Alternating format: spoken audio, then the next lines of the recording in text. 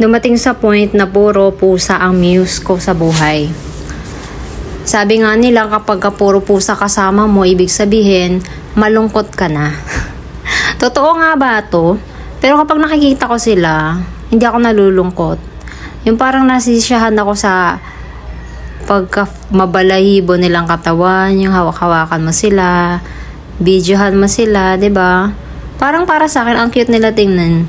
Yung parang ang liit tapos kung ano-ano yung ginagawa. 'Di ba? Lakad-lakad lang pero ang cute nila tingnan. Mabalahibo na malaki, malaking mata. 'Di ba? Ang cute nila eh. Tsaka hindi sila mailap dito. Talagang lumalapit sila sa akin. Pero dito naman nakahiga lang talaga siya. Tapos yun, pahinga na muna sila. Parang tinamad na ata sa lakad-lakad. 'Di ba? Mas maganda sigurong humiga muna ako. Sige, higa ka dyan. Bibidyohan lang naman kita eh. Kahit na wala kang gawin, maganda ka pa rin naman tingnan. So, ito naman si Mingming. Linis ng kamay niya. Alam nyo ba na ibig sabihin daw niya may darating? Malamang kasi ano naman store. Kaya madaming darating talaga. Pero in fairness, may pusang ganito, 'di ba? Sa Pinas lang. Eto, tulog na talaga sila. Parang napagod na talaga sa araw-araw na buhay. Kahit nga sila napapagod, no? Ako pa kaya. Di ba ang cute nila tingnan? Ganun. Tingnan mo lang, wag hawakan kasi minsan mailap sila. Kailangan hindi sila disturbohin kapag ka natutulog, kapag ka may tinitingnan, kapag ka lalapit sa'yo, kailangan sila lang talaga ang lalapit sa'yo. Hayaan mo silang lumapit, 'di ba? Hayaan mo silang kusang lumayo. At maupo. Okay? Yun lang yung point niya eh. Maglakad at maupo. Parang papasok ata to sa loob, tapos doon siya titingin sa akin. Oo, tititigan niya ako ng malalim.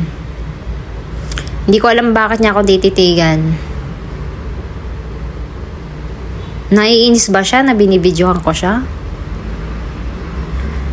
Pero lumipat ako dito. Diba? Mala prinsesa na pormahan. Tinitigan ulit niya ako eh. Nilayuan ko na nga siya kanina. Titig pa rin siya ng titig sa akin. Na yan. Ginawan ko lang nga siya ng video.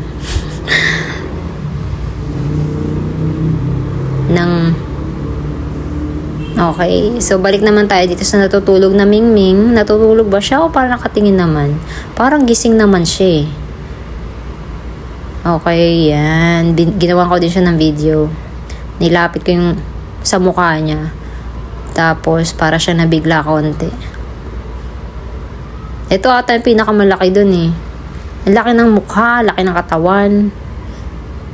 Pero parang hindi ko siya nahawakan.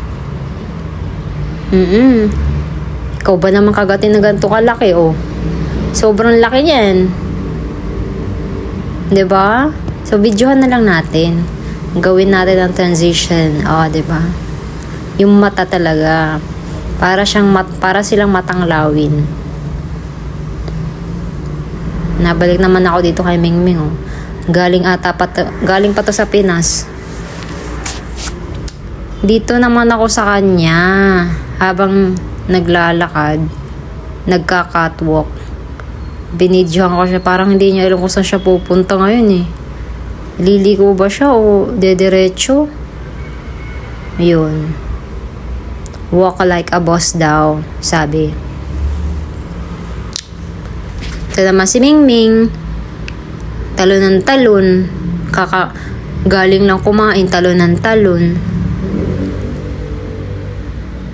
Yan. Naglakad ulit siya papunta sa akin. Parang gustong gusto talaga yung camera eh. Yun. Okay. Nag-stretch pa siya sa mismong legs ko. Doon niya nagustuhan mag-stretch. Tapos amuyin ako. Ganun siya eh. Parang siya ata boss. Andyan na ulit siya. Hindi talaga niya ako iniiwanan. Gusto niya makipag-close sa akin. Okay? Mata niya orange. Tapos nangati ba siya o naglilinis ng nangati? Sabay linis. Ganon ginawa niya. Yun lang naman yung mga video ko, di ba? Mga pusa. Matatawag pa tong pusang itim. Parang gray naman siya. May pagka-gray.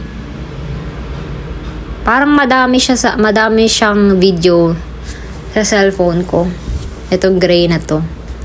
Si Gray. Si Mr. Gray. With orange eyes. Mr. Gray, saan ka nakatingin ngayon? Saan ka na naman pupunta? Ha? Saan ka na naman pupunta ngayon? Aakit ka na naman. Di ba sabi ko sa'yo, wag kang makikipag-away. Sinong pupuntahan mo dyan?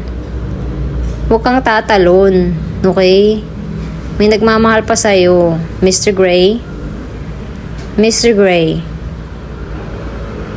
Anastasia is here. Please come down. Hindi ko nga alam kung bakit siya napunta dun eh.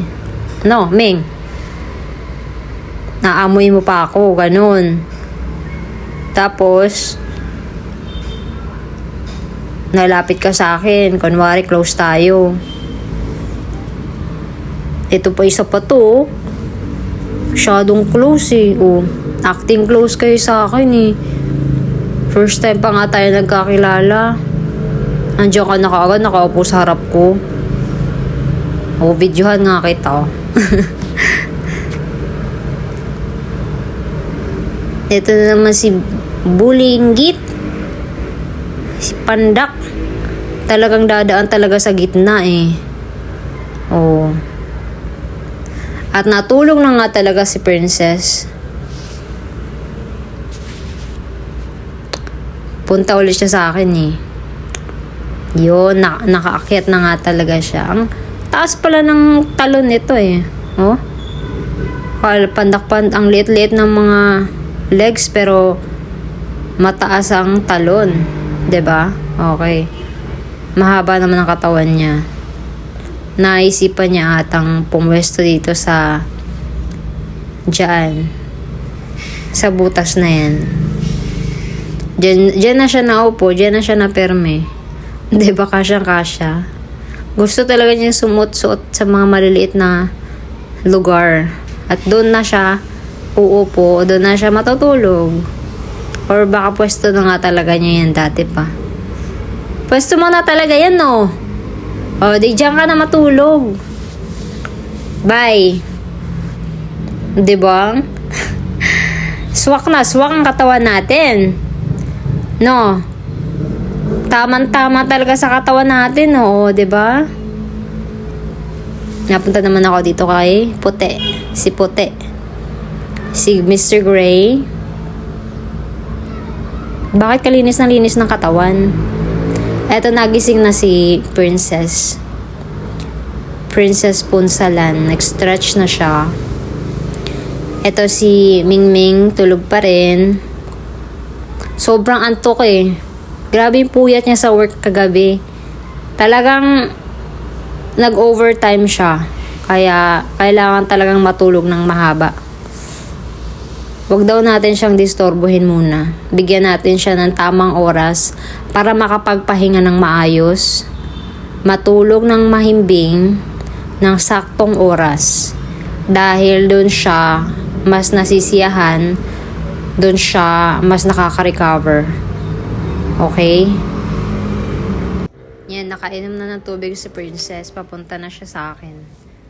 Tititigan na niya ako, tapos kikidhatan. Yun na naman ginagawa nila sa akin, oh. Tutulog ulit siya kasi tapos na siyang uminom. Mag-stretch, okay. Tulog ulit yan, di ba? Wala ka namang ginawa, kundi matulog, Mingi. Okay. Pikit mo na saglit ng mata. Pose mo na saglit, 'di ba? Kailangan mo nang mag-pose sa camera. Yun. Si puti. Si puti naman, lumalapit din siya sa akin eh. Parang may gusto siyang sabihin. Meron siyang gusto iparating. Yung pag-amoy sa medyas.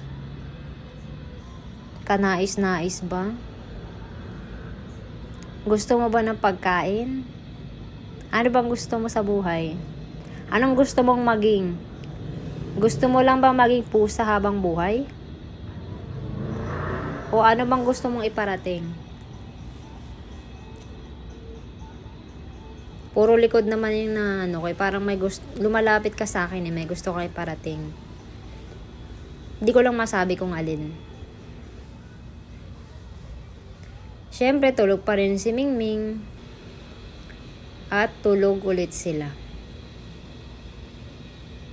Ayan.